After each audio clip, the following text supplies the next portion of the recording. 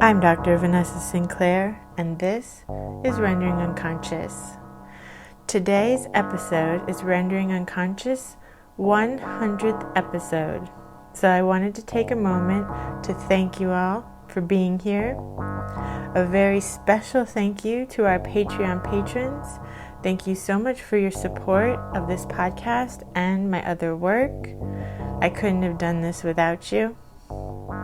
Thanks to all the listeners. At this point, Rendering Unconscious podcast has over 50,000 listens, which I think is really phenomenal. And I'm so happy to have this platform and to be able to spread psychoanalysis and psychoanalytic theory out into the greater culture and community. So thank you all for your support. And for this special 100th episode, I have a very special guest, Andrew McLuhan of the McLuhan Institute, because the medium is the message.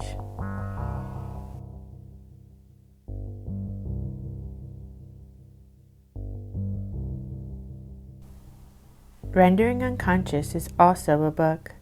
Rendering Unconscious, Psychoanalytic Perspectives, Politics, and Poetry. From Trapart Books, 2019. For more, please visit our publisher's website, trapart.net. That's TRAPART.net.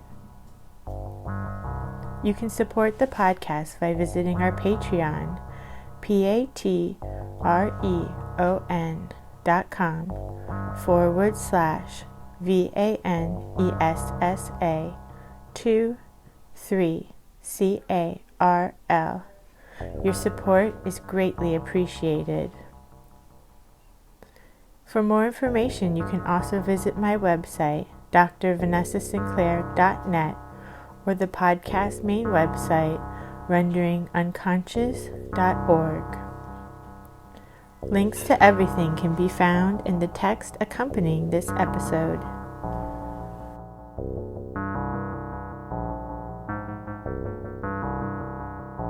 Okay, so then we are celebrating 100 episodes of Rendering Unconscious. Thank you for being here. Well, congratulations. I'm honored to be here, and thanks for having me. What a wonderful library you have. Thank you. It was the first thing I did when I moved into this house. I was like, we need walls of books. Right? Yeah, nice. Cool. So what do you want to start with? Well, we could start with libraries. Okay. This is a rarity, actually. The space that I'm in has very few books in it right now. Normally, I'm at my office at home, which is my dad's old office, which has 6,000 or so books in bookshelves around, through the whole space. But what it doesn't have is a very good internet connection. So part of the reason I'm really enjoying this space is it has a high-speed internet connection, so it makes it easier to do interviews and things like this. But I'm fascinated with all sorts of libraries. What's in your library? Mostly books on, well, this side is my side, so it's mostly books on psychoanalysis, of philosophy and art, and some literature. And then there's some occult stuff and tarot, divination. Yeah, lots of art. And Carl, he loves magico-anthropology, he calls it. So he loves studying the magical practices of all different cultures. So we have a lot of books on that. Amazing. Wow. Yeah, I'm fascinated by people's libraries. They tell you a lot about a person. It's more than just a collection of books. The sum total of the parts can reveal a lot, but also how you treat your library. I was about to say I don't trust people, but you can tell a lot by people by even the way they organize their books. There's this modern trend I've seen where people arrange their books by color, by hue. you know, which is very interesting, but it tells you a lot about the person. How do you uh, find anything? and then, you know, what you can tell about a person by how they treat the books in their library. I'm a big fan of the annotated library because I like to see, you know, I think we all used to think, many people, that a book or a work of art is finished when it's printed or when you stop painting. But of course, that's only the beginning, you know. And there's a lot of life left in a book when it gets to you or when it goes from you to the next person. And that's my current fascination, is the afterlife of books. That's exciting. I just finished a book, and it's true because it feels like, to me, it's like I've been working on these ideas for like 8 years. So I'm pretty done with it. But then, of course, I handed in the manuscript, I guess, in March, and I just got back like the final proofs this morning to like finally read through. And then I also got back a podcast I was on, like also back in the spring, where I was talking about themes from the book. I also got that this morning. So then having them both come at the same time, I was like, oh, I'm excited about this. And its life is just beginning. Yeah. Well, and then there's the other side of that is, you know, I'm a little fascinated by this idea that all the cells in our body regenerate every 7 years or so, they say. So if you think about it, you're a completely different person every 7 years. And I think that goes cognitively as well. So it's always interesting. A book that's worth reading once is worth reading twice, you know? And I think when you let a certain amount of water pass under the bridge of your mind, that it's worth looking at things again. I know this was the case for Marshall McLuhan and my father, Eric, that they revisited books. And that's one of the great things about an annotated library, is when you see them revisiting years later. And you find not only things that you missed the first time around, but because you're a different person by then, your experience is necessarily different. So, you know, mental maturity means it's not that you missed things the first time around, it's that you weren't ready for them the first time around. So I find that fascinating as well. I love that. What were some of their favorite books? Well, this has to be the favorite title. Does that come up backwards for you, or can you read it? No. Yeah, Finnegan's Wake. Yeah. So this is my copy, which my father gave me, and maybe it says a lot about me that there are 0 annotations in it. I haven't managed to wrestle with this text yet. I'm not quite there yet. I'm still soaking in the brine of Finnegan's Wake, if you will.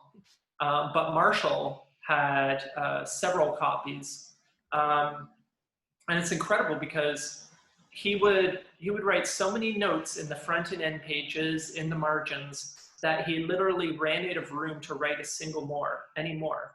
So he'd buy a new copy and start again. And there are half a dozen copies of Finnegan's Wake of his that are completely full of notes and papers stuck in between. And funnily enough, a friend of his, John Culkin at Fordham University, for a present had 2 copies made, bound in green leather with gold stamping, and one was for Marshall McLuhan and the other for Eric McLuhan. And they're 3 volumes each, because he interleaved every page with a blank page. So there are blank pages between every 2 pages.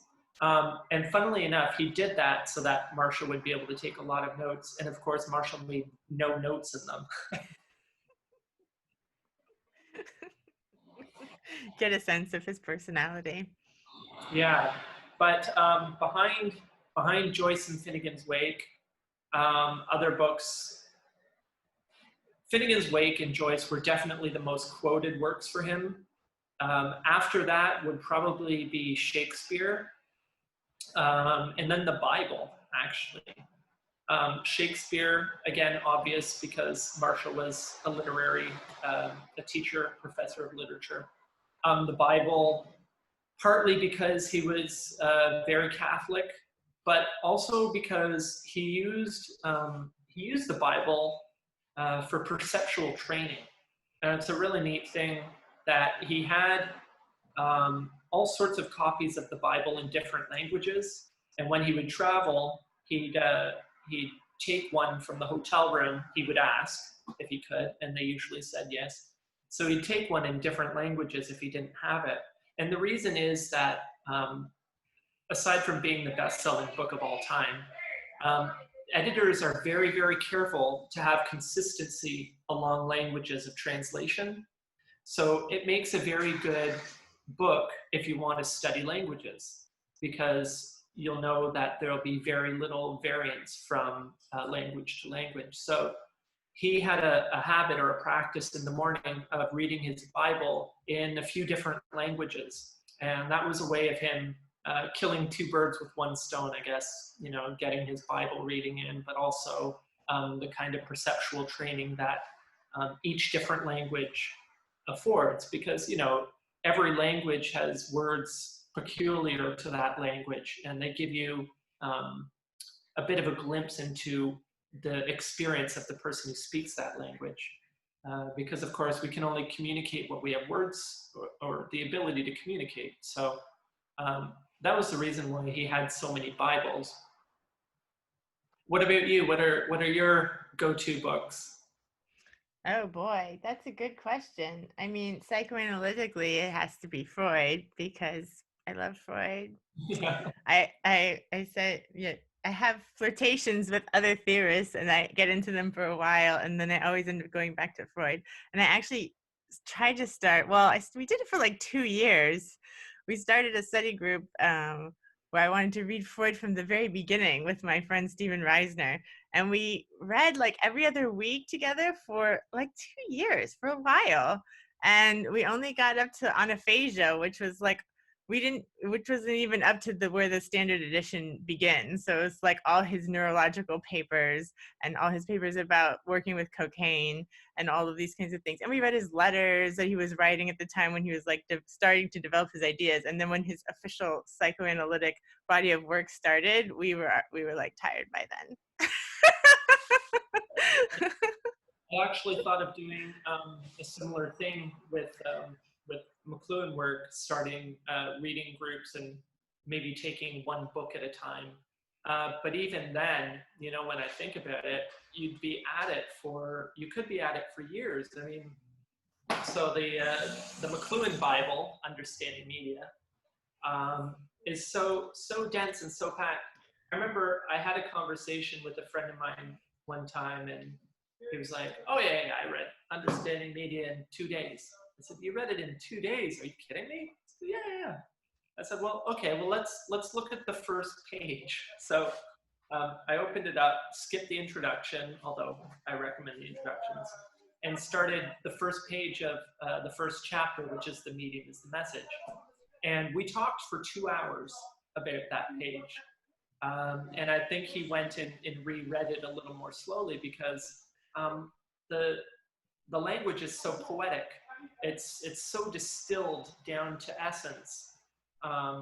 Every word almost is used with such care and deliberation that you can't just read it cover to cover. You know, it's a book you have to put down and walk away and think about it and let it soak in, kind of like Finnegan's Wake, and then come back to it. And I'm constantly rereading it. And actually, I've started reading. I have an edition, I think the 3rd edition hardcover, which Marshall had given to his wife, Corinne. But then later, he had taken it back and used it and filled it with annotations. Back when, in the early 70s, he was approached by the publisher to do a 10th anniversary edition of Understanding Media. And so rather than just add a new introduction, he really went at it. And I have the book, which I believe he used to go through it again. So Wow. each chapter heading has all these notes on it toward a new edition. This was a project he called UMR, or Understanding Media Revisited, Revised. It turned into such a big project that the publisher said, well, this isn't a new edition, this is a different book, which it was. And Marshall died before it could be published. Him and my father, Eric, worked on it for several years and began to call it, after a couple of years, Laws of the Media. And it was published as Laws of Media, the New Science in 1988. But it's really fascinating to look at Understanding Media Revised, and then Laws of Media. And I mean, I've got so many projects to do with McLuhan work, but one great project would be taking these books and looking at them all together. In fact, I think that there's a really interesting project in finding where Understanding Media Revised ceased being Understanding Media Revised and turned instead into Laws of Media, and looking at that project there. Of course, there's also a fourth work, which is before Understanding Media. Understanding Media came about because Marshall was hired in 1960 by the National Association of Educational Broadcasters in the US to develop a curriculum for high school students for understanding media, which he did, and he delivered a report called the Report on the Project in Understanding New Media. That report is fascinating and deserves to be published, but that's sort of a proto-understanding media. So Marshall took that and basically, almost by way of doing cut-ups, you know, kind of threw it up in the air and put it back together poetically, and that became Understanding Media. Well, I'm say fascinated more, with this say idea. more about the cut-ups. Yeah. You know, I don't know if he ever used that method as such, but the Distant Early Warning card deck is kind of like that. He called it a contemporary I Ching, and there's instructions that come with it that tell you is directed toward businessmen and managers, and it says, you know, think of whatever your hang-up is. You know, this was 1969, so it was your hang-up. Right. And pick out a card and see if it delivers any insight into your hang-up. Ooh. So this is, the stripper puts the audience on by taking them off. Ooh, I like that card. So Can I get it? A deck like this? What's that? Is this deck available? Yeah, it is. If you go to the McLuhanInstitute.com, there's a button in the menu that says shop, and they're available in the shop. They came about from something called the Do Line newsletter. And Marshall was invited to teach. He won the Albert Schweitzer Chair of the Humanities at Fordham University for the 67-68 scholastic year. And while he was there in New York City, he met a lot of people, did a lot of things. He got involved with a guy called Eugene Schwartz, something called the Human Development Corporation. And with Eugene Schwartz, they started a thing called the Do Line newsletter. And Do Line stands for Distant Early Warning. The Do Line was a system of radar installations across the top of North America that were supposed to warn when the Russian missiles were coming over the Arctic. So this was, you know, the height of Cold War, the Red Scare and all that. They're since decommissioned. So Marshall started this thing called the Do Line newsletter, which was supposed to, you know, warn of the effects of technologies before they happen. You can see the analogy. So it was marketed toward business people, and my father edited it, and I have actually the subscription rolls, pardon me, and there's thousands of people that subscribe to this. It was kind of a proto blog. It was supposed to be the thoughts fresh from Marshall McLuhan's head, faster than you could publish in a book, a direct-to-mail newsletter. Of course, the reality didn't quite live up to the idea, and it was notoriously behind production, and it went just over 2 issues, with, I think, 12 numbers in each. But while it ran, it was a really cool thing. They spent a lot of money on design, so it was visually very appealing. The format went from, letter size to little booklets to audio discs to, for one of the editions, they sent out this deck of cards. So it was volume 1 issue, September of 69, I think was the issue that this came with. And they must have, got a deal on printing a couple thousand more than they actually needed, because there were several boxes left over from the initial print run, and that's what I sell in the bookshop. The Do-Line newsletter itself is a really fascinating artifact. It's very hard to find. It's very difficult to get copies.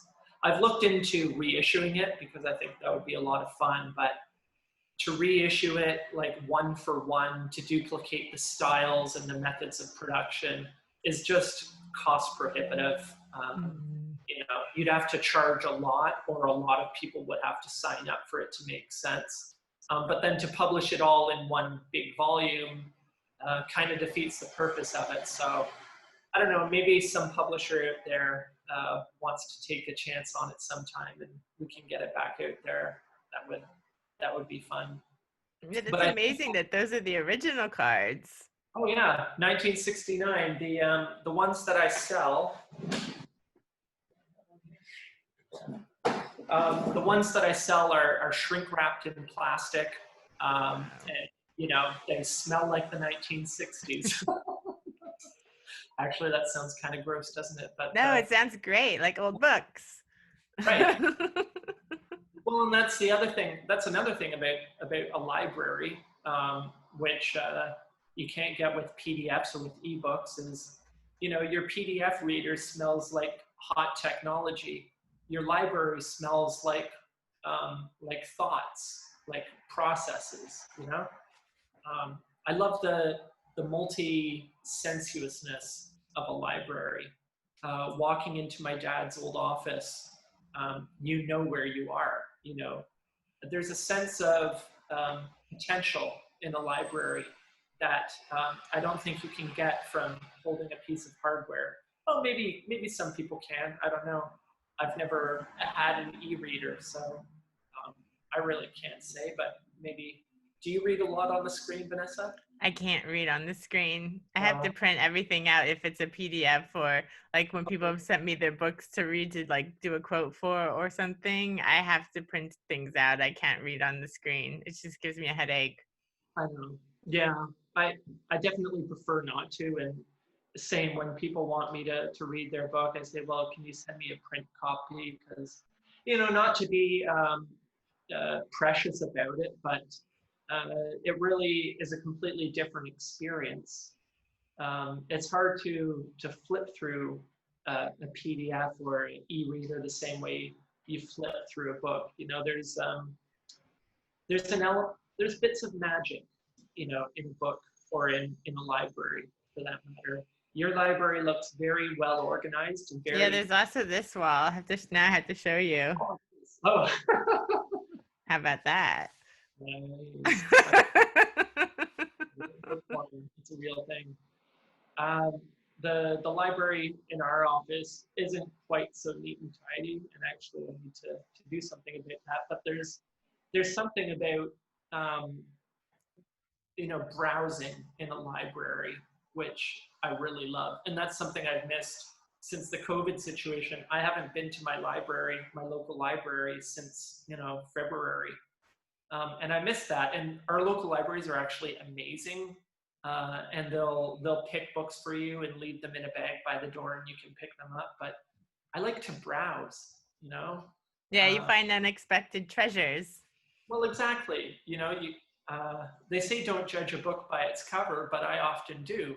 You know, you browse around the stacks and something attractive looks there and you pull it in and look at it and, well, maybe that's not interesting, but you look on the back and you see who's written a blurb about it and you think, oh, who's that person? So you go look up their book and, oh, that looks better. Okay.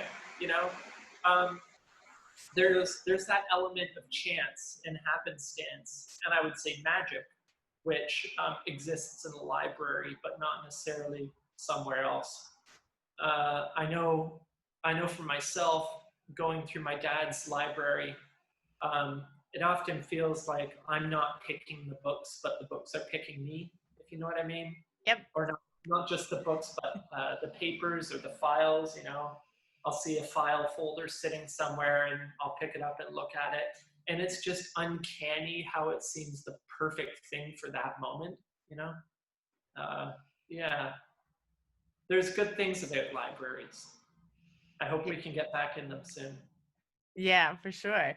And we're big fans of magical thinking in our house. And Carl likes to also like say that osmosis happens. So just like being surrounded by the books, like you get more information. And also like say if we have like a book project or paper we want to work on, we'll like take books that we want to use and like put them together so that they can all like hang out before we like work on that paper, or I do anyway.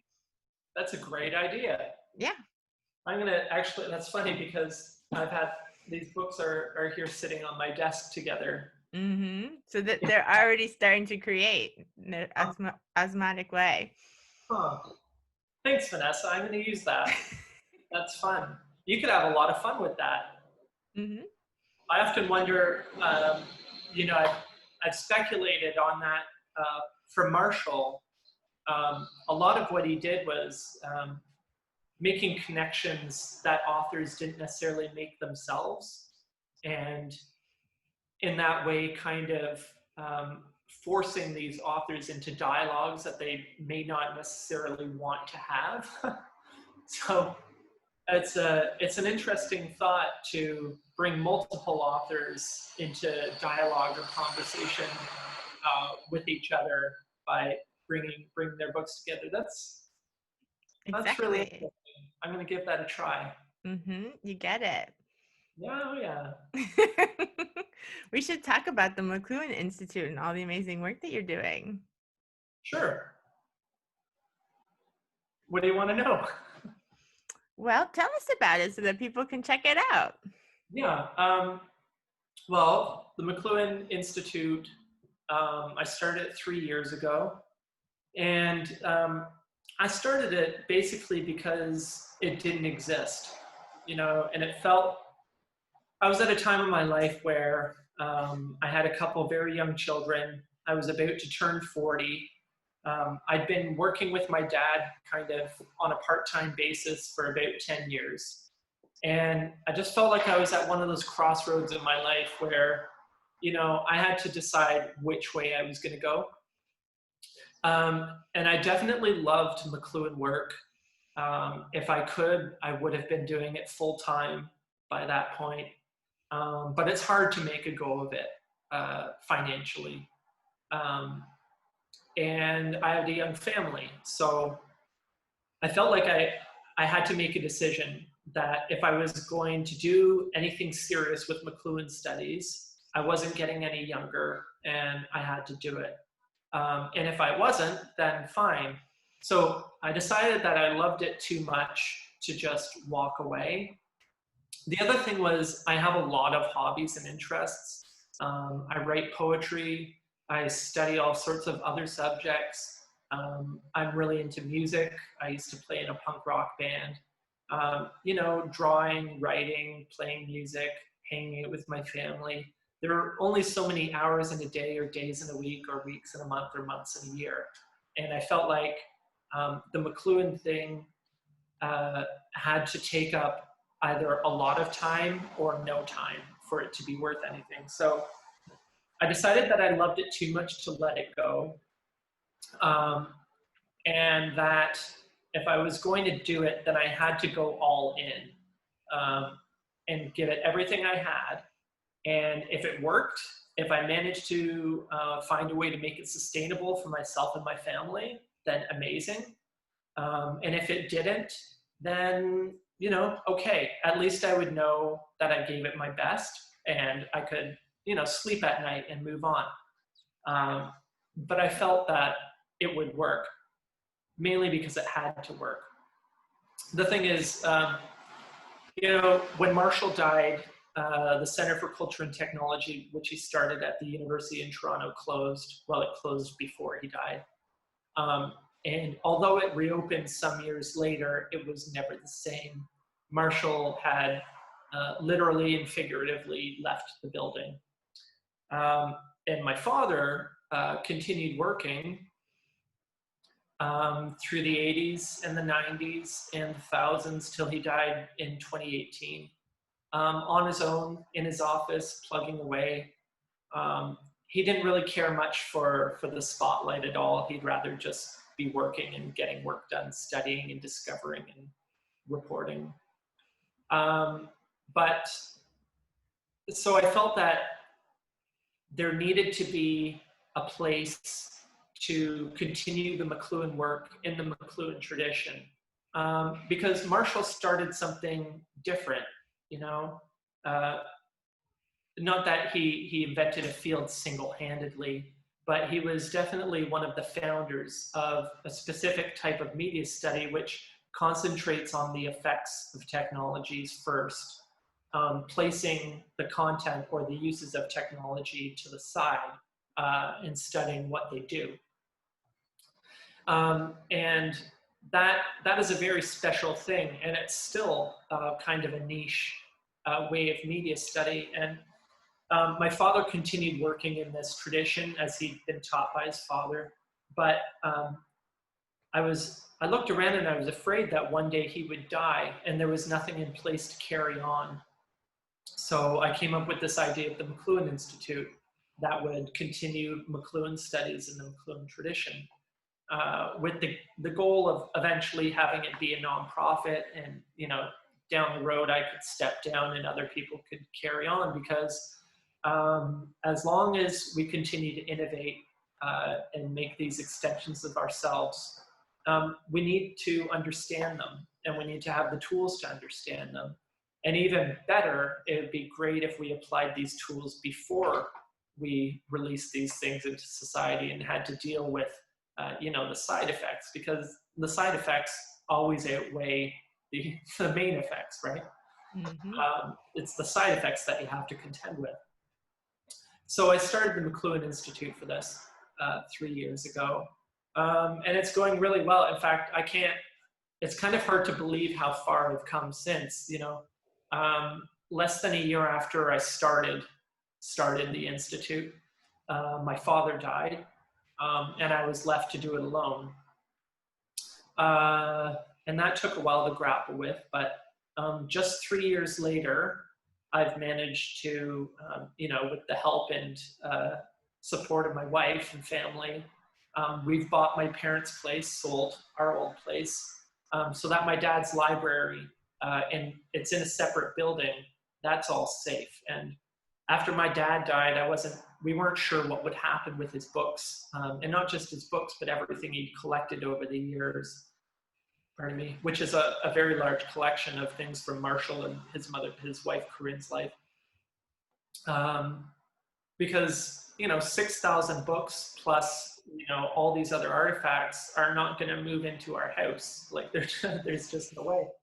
So if we weren't able to buy and save that house and property, the books would go to another institution. And the University of Toronto's Fisher Rare Book Library, which houses Marshall's annotated library, offered to take on Eric's and put it side by side with Marshall's, which was extremely generous, because, you know, it's a sad fact that most academic libraries, professors who pass on and their thousands and thousands of books are left for their descendants to deal with. They end up in yard sales or university book sales. There simply aren't the resources to properly house and take care of them.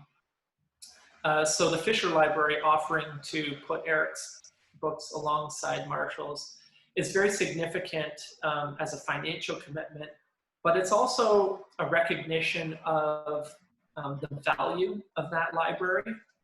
I spent almost 2 years documenting and inventorying Marshall McLuhan's library, which if you go to inscriptorium.wordpress.com, the link is also on the McLuhanInstitute.com. You'll see I made blog posts of the amazing things I discovered doing that. That library of around 6,000 books was named to UNESCO's Memory of the World as a significant cultural artifact for the world a couple of years ago now. So for Fisher Library to say that Eric McLuhan's library deserves to be with that artifact kind of brings it under that umbrella for level of importance. And I believe it is the case. I mean, I know myself that I've been learning so much going through, because I'm now documenting Eric's library as well, which you can see weekly on my YouTube channel. I've found how much, it's a really weird thing to be following in your father's or grandfather's footsteps through their books, because it literally feels like I'm walking with them through their journey of knowledge and understanding. It's a very strange thing, to see yourself following in the ages. And especially for me, I look through a book and at the front it said my father's written that he bought this in Dallas in 1982, or in Toronto in 1984. And I think about where I was in my life at that time, and it's a strange kind of time travel. That there's also something very magical happening there. So to bring this back to the McLuhan Institute, what I'm trying to do at the McLuhan Institute is to conserve and preserve the past, because it is important to know where things came from and to have a record of that. But the McLuhan Institute isn't simply a monument to people gone. It's an active center.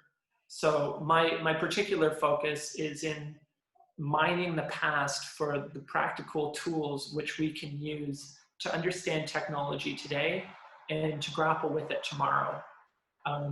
And I think I'm in a unique position to do this because I'm not an academic. I graduated high school and didn't want to go to university and never did.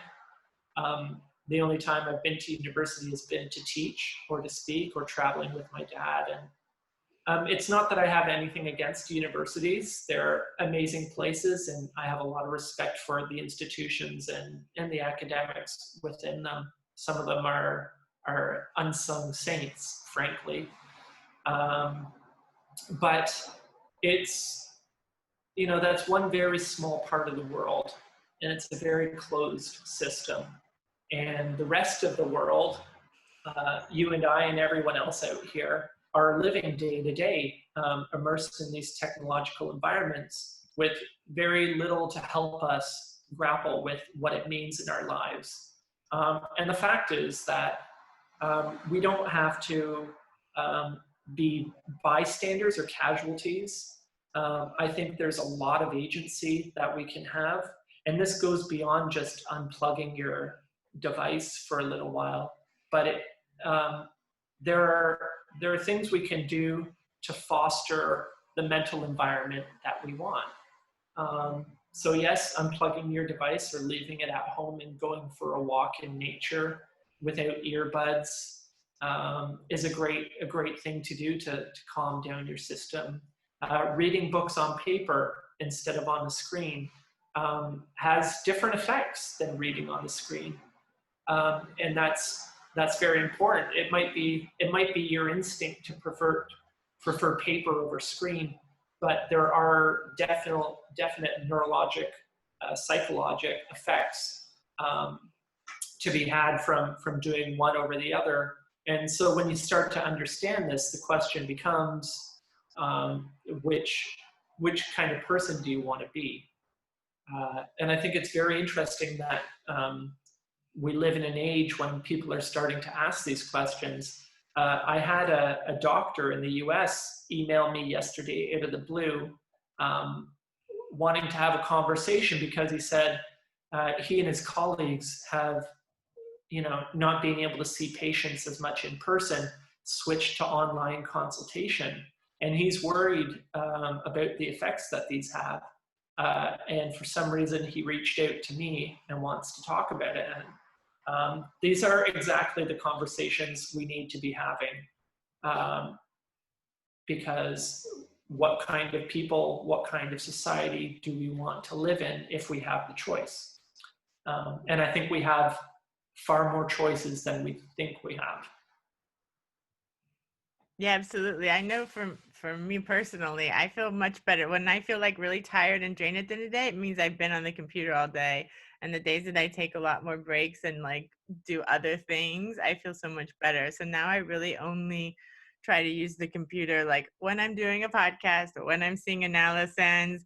And then like, I actually write by hand and then I type it in, and that's like my kind of edited version. And then that way it's done.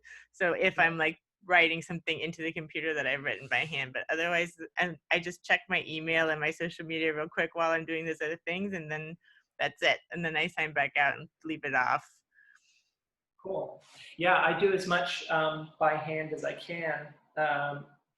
For example, I make a lot of notes. I have a fascination with manuscripts. We're so far away from handwriting at this point. I mail a lot of letters. Everybody who joins my Patreon, I send them a thank you note. I loved getting my letter. That was so nice. Oh, good.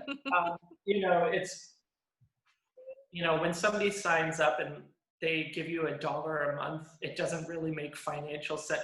Stamps cost more than that, but I think it matters. And for myself, I enjoy writing things by hand. And there's something nice. I love getting mail. I keep hoping I probably get back 1% for what I put out there, honestly.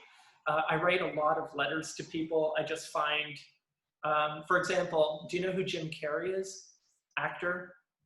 Yeah, Jim Carrey, Canadian actor, lives in LA. He wrote a book recently with a co-author, and in the front of the book, he has a McLuhan quote.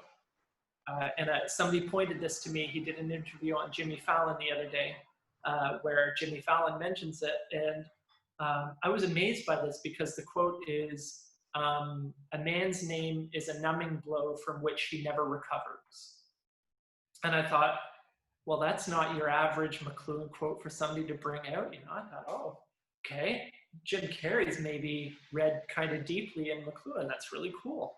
So, so I looked up, and there's a postal address for his mail, fan mail, essentially. So, I mean, it's like throwing a note in a bottle into the ocean, right? Who knows if anybody's ever going to pick it up? But, maybe somebody will, so I put it out there. As it turns out, I think I know where he got the quote, because there's another Canadian writer, Douglas Copeland, who wrote a biography of Marshall McLuhan a couple of years ago. And he leads off the book with that quote as well. So I think that maybe Jim Carrey got it from there.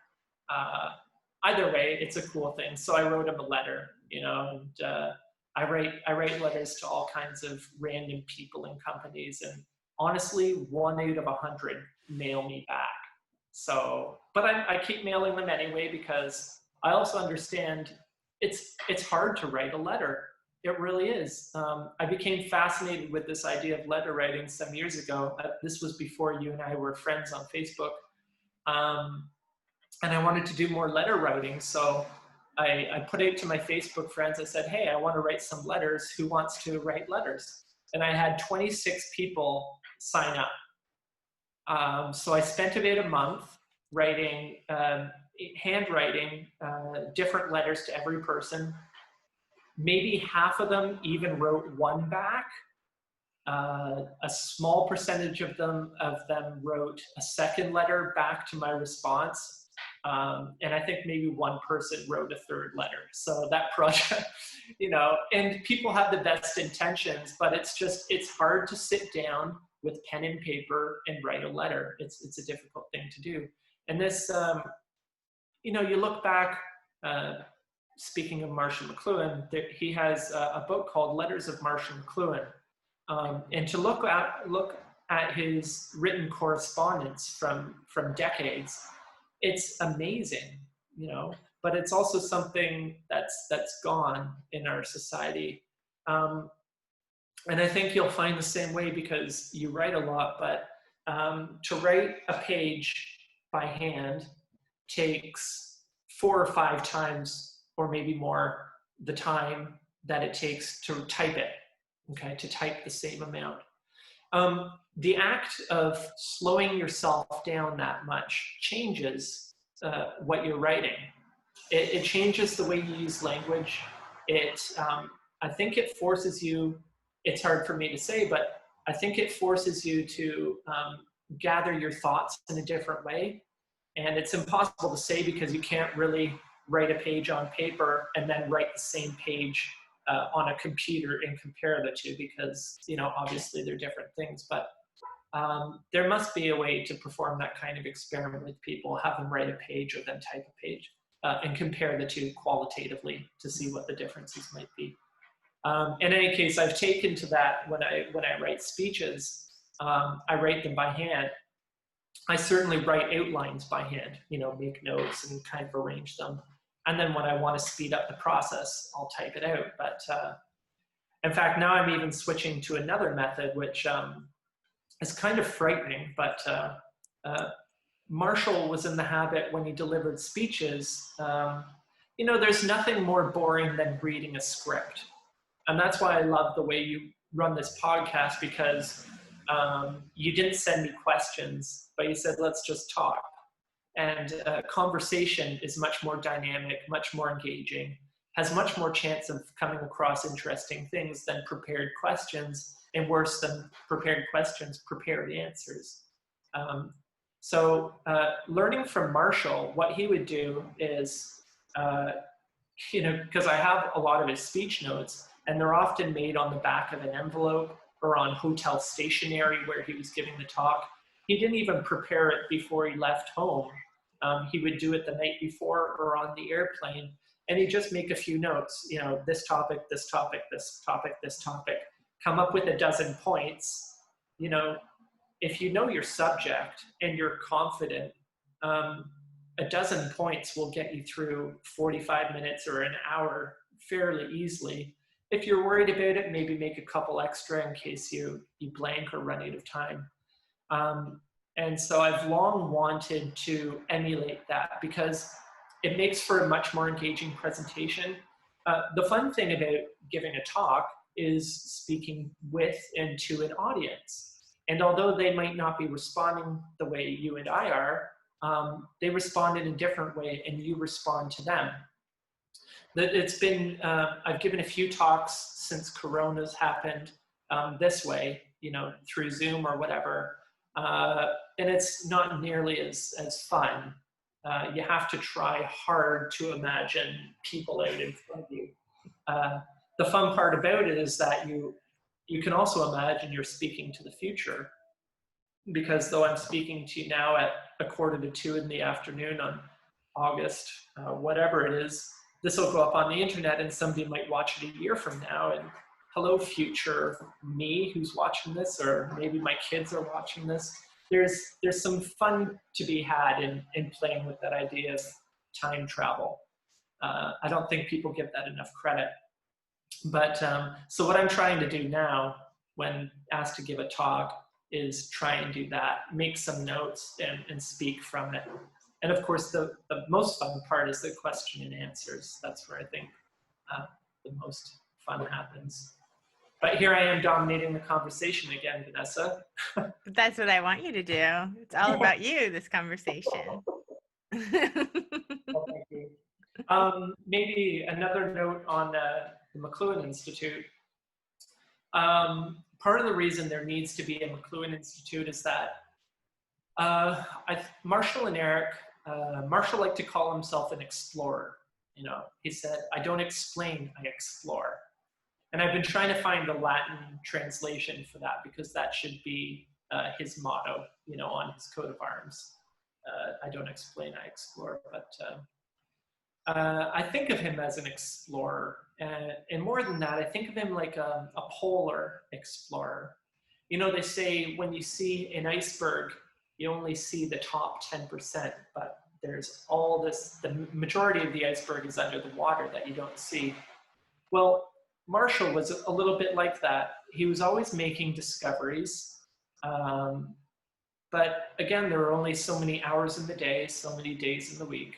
And he could only ever develop a certain amount of the things he came across. So he would shuffle a few of them off to other people like Walter Ong, or to my father, to Eric. That's what graduate students are for, right? But he and my father, Eric, left a lot of work uncovered, but unfinished. And one of my reasons for having this McLuhan Institute is to be a place to finish that work. Again, not because I'm interested in creating monuments or, you know, history for history's sake, but the work that they did was so vital, is because it's timeless. It's not based on simply the study of old technologies. It's to train us how to study new technologies. And that's really where the importance lies. One of the more fun ways of doing that is by using the arts and artists. And again, it's no coincidence that Marshall McLuhan was a teacher of English literature. He used their authors, these artists, to understand the society around him and the effects of technologies. He placed so much emphasis on the artist, you know, capital A artist, because the artist is the person in our society who's constantly tuning their perception, constantly looking for the novel, new ways of experience, and new ways of interpreting that to us. And that's really, aside from pretty pictures and, you know, aesthetics, that's really the value of art, is to help us understand ourselves. And Marshall gave them credit for that. When Marshall is said to have predicted the future, he was actually understanding the present and doing that via the arts. You know, sometimes that gives me a bit of a chill, really, because you know, people will say, "Oh, Marshall McLuhan, he saw what we were dealing with today, but he saw it, you know, 60 years ago." And it's like, no, what he was describing 60 years ago was his present. And the fact that we're seeing it now means that we're seeing what happened 60 years ago. So the disturbing thing to contemplate is that what's happening now that we're not seeing. And this is the reason why we need the arts, and the reason why we need McLuhan studies, to train our own perception and to understand what's happening today. So a fun part for the McLuhan Institute is to be able to support and use the arts. So, you know, on that day where the big corporate sponsor comes and wants to give me $1 million, I'll be handing a lot of that out in grants to artists. And my dream for the McLuhan Institute is to be able to have a permanent artist residency that will rotate every 2 months, ideally. And it can go to anybody studying or working with the effects of technology. This can be in painting, in sculpture, it can be in creative electronics, it can be in poetry, it can be in music, I don't care. As long as you're studying the effects of technology today or tomorrow, speculatively. And at the end of that residency, you have to have something to show for it, something to teach us. So that's how, that's one of the main pillars of the McLuhan Institute that I'm really looking forward to someday being able to put out there. That's amazing. Well, thanks. I can't wait to see it happen. Well, I've sort of started. So I started this thing. I'm sitting here on what I call the McLuhan Institute satellite. Okay, so this is an image of it here. If you can make it out, you've got Sputnik with my little logo, the Winnie Pigeon, hanging from it. Sputnik is important in McLuhan studies because Marshall McLuhan saw that at the moment of Sputnik, the world became a global theater in which there are no participants, only actors, is how he put it. So when the satellite went up, it turned the Earth into a stage. All the world's a stage, you know. And that's a very important demarcation point, 1957 for him. It was only a few months later that he actually first said the medium is the message. So one of the fun things, I had a little bit of extra money and this space became available in nearby Wellington. And so I rented it, and I thought it would be several years before I had an actual McLuhan Institute. So what I thought I would do is operate it as a pop-up, as a micro McLuhan Institute, and with a minimum amount of things, be able to go places and give little courses on media theory and McLuhan work, and talk with people and just kind of do outreach and stuff. So one of the fun ideas I had was I invited artists to engage in this thing I call the satellite surprise. And I don't know about over there, but when I was a kid here, you would go into the corner store, and in the candy section, there would be little bags that just said surprise, and it was like $1. And you'd get a little assortment of candy and maybe a toy or a sticker or a temporary tattoo. But the fun was in the surprise. So I thought, how could I replicate that here? So I invited artists and designers to send me something in the mail, and in return, I would send them a deck of these cards. So the value had to be equal or greater to this deck of cards, which I sell for $130 Canadian, which is, I don't know how many euros. Anyway, so, but the point being that it would have to be equal or greater value, and I wouldn't open the package, but offer it for sale. And I would ask the artist to give just a little bit of teaser text about what might be inside, and hopefully some, you know, noteworthy artists or designers would participate so that people would actually buy the things. So I got the first one in here, and here it is. Wow. Okay. It's a big thing, you know, and it's from there's a Facebook. He's on Instagram as well, and it goes under the name the Toronto School of Perception. And it's called "In the Future, Everyone Will Understand Marshall McLuhan for 15 Minutes." Okay. And it says it contains an acrylic print of a Toronto School of Perception, Détournement, limited edition. It includes the 10 Thunder Words of Finnegan's Wake, McLuhan in Pied Piper's All, which is a famous painting by René Serra that Marshall had in a mural in his Center for Culture and Technology. It features a mask and pirate eye patch, mixed martial arts, and collage portrait of Marshall McLuhan, Marilyn Monroe, and Andy Warhol. And it's for sale for $222.22.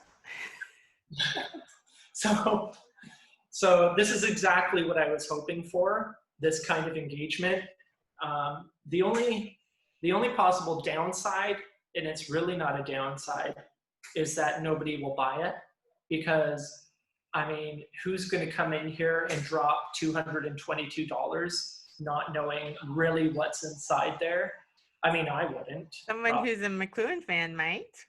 Well, this guy's work, like, look it up, Toronto School of Perception. His work is just incredible. I'm really hoping nobody buys this one because I want it pretty badly. But I am expecting some other things from an artist in Germany, Charlie Stein. Douglas Copeland is supposed to be sending me something, and a few other people. I've got some things that I only have this space for another 4 or 5 weeks, so hopefully they'll come in soon. But it's a lot of fun. If anybody's watching this and wants to take part, you can send me an email, andrew@themcluhaninstitute.com, and we can talk about it. And is there anything that you wanted to mention before our hour is completed? Is whatever you're working on now or anything else that you wanted to bring up? I would just, if people are interested, so the main way I operate the McLuhan Institute right now is through my Twitter feed. I try to use these different channels in the ways that are best suited to them. So the Twitter feed for the McLuhan Institute is full of your pithy McLuhan statements in 144 characters or less. And I try to put on there quotes that are not the everyday. It's usually, if you pay attention to the quotes that are going up, it's what I happen to be reading at the time. And I'm pretty active there. On Facebook, I have a fairly large community of people. I have a YouTube channel for the McLuhan Institute, which is where I park my weekly live documentation from the library, interviews like this that I have. And also, I've got quite a lot of audio and other things of Marshall and Eric's, and I'm slowly releasing those on there too. So go over there and subscribe. And of course, there's the Patreon page, Patreon/McLuhan, where, you know, I don't know about you, but I'm just humbled by the generosity of people. It's so affirming for the work that people put their money where their mouth is. Because honestly, a lot of people say, oh, McLuhan's so valuable. You know, my career is owed to Marshall McLuhan. But then when it comes to bringing the work to other people, it's like you don't hear from them. So I'm really gratified that so many people give what they can there. So I'll always appreciate that. And you're helping me bring McLuhan to the masses. Yeah, I love that. I love that because, of course, he's like really well known in certain circles, but his work, your father's work, this lineage of work is more important than ever and will continue to be even more important in the future as more and more technologies are invented and our day-to-day lives just become completely imbued with these things. I mean, they already are. Agree. Nice. Well, thanks for coming on the show.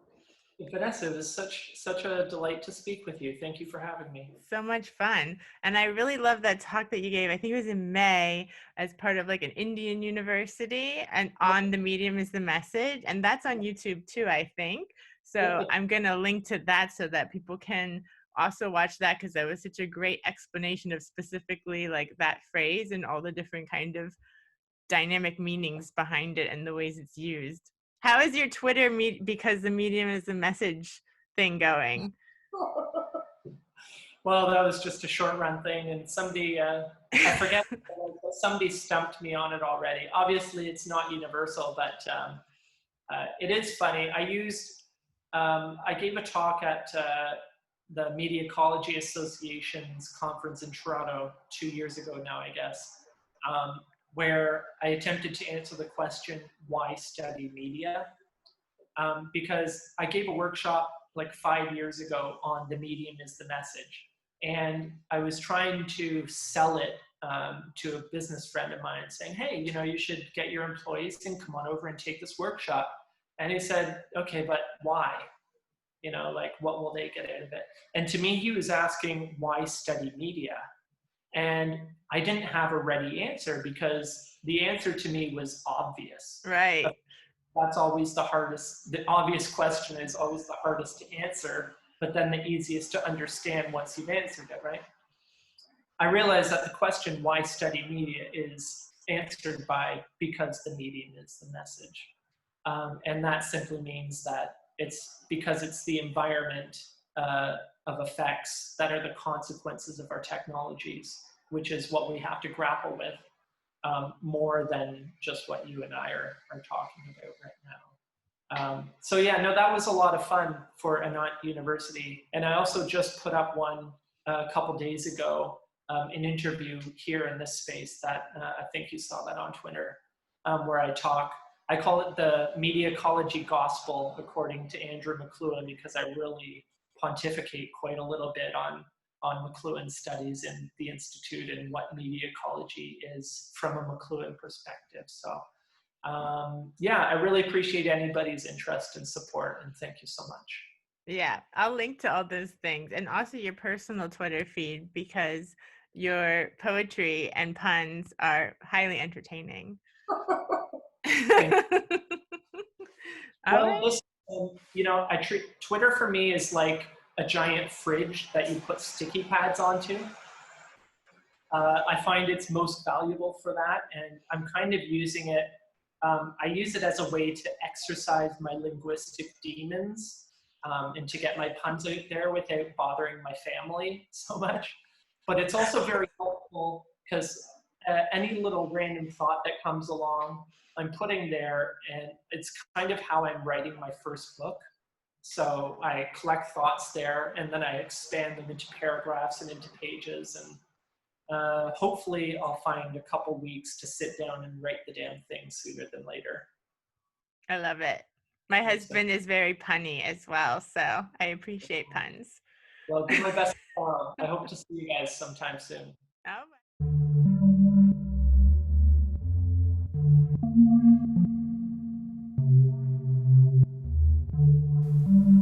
Thank you for listening to Rendering Unconscious. You've just heard a discussion with Andrew McLuhan. Please take some time to visit the McLuhan Institute website. You'll find an amazing shop and resources there. And consider supporting the McLuhan Institute at their Patreon, patreon.com/McLuhan.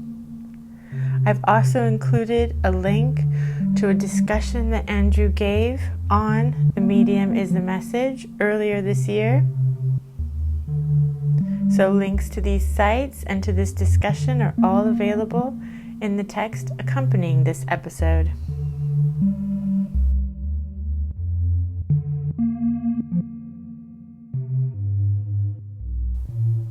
Rendering Unconscious is also a book. Rendering Unconscious, Psychoanalytic Perspectives, Politics, and Poetry. From Trapart Books, 2019. For more, please visit our publisher's website, trapart.net. That's TRAPART.net.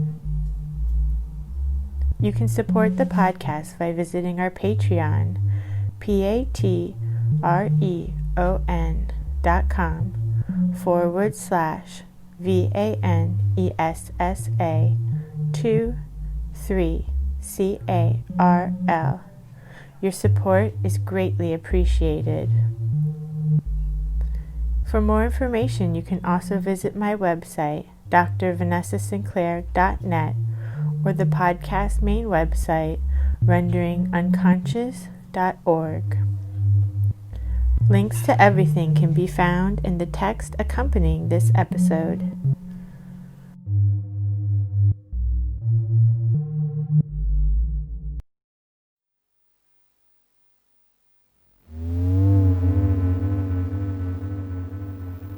She is a vessel for such spirits, and strong dead of both of lineage and of adoption.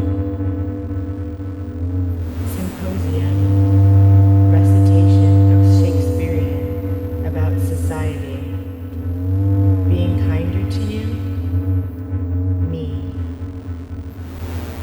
Then, the two other picks are of the old boroughs, declared this the best.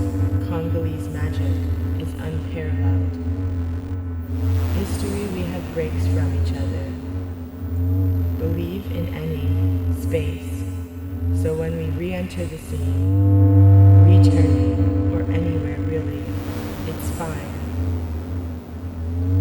The spirits just don't like pee and fuck in the pool. I'd be there all the time. The people are going to put in gender identity, distinguish between walking and the presence and assertion of symptoms and functions. So that period, so that restlessness that lasts, fact be associated with, under the tutelage of mist, gods, and go to God. The sun god is the ruler, sense. We'll have landscapes. You're about to practice sexual nature, sexuality preceding the eye, one grappling with sexuality, with ones. But when I filled the psychoanalytic snakes and lemon balm, contained a small, out to perform a ritual or attend the next program, we're cutting ourselves out of our.